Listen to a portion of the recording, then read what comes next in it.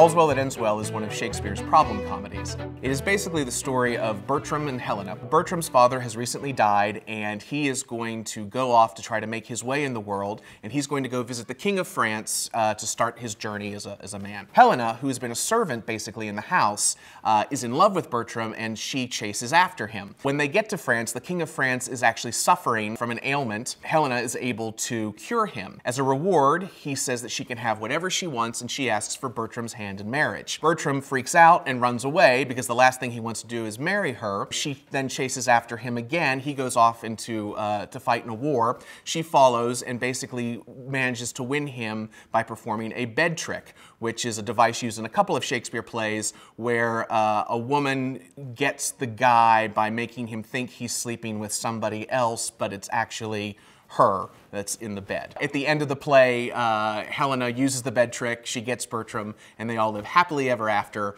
or as happily ever after as Bertram can be, considering that he was tricked into the wedding. We've only staged All's Well That Ends Well once. The characters are a little bit chewy, they're a little bit more difficult to get to like, but that's okay because that's real life, you know, not every human being is somebody that you're going to like. So I think Shakespeare does a fantastic job of creating these portraits of people, and he does not judge them, and sometimes that's problematic for actors or directors approaching the piece. Were I to have the opportunity to revisit that play, I would work harder at getting the principal characters to be okay with not being likable characters. Sometimes actors have a desire to make any character that they play very likable, to be the hero, and they don't embrace some of the darker sides. It's fascinating. A lot of the problem comedies are considered that because there's not the clear, happy ending.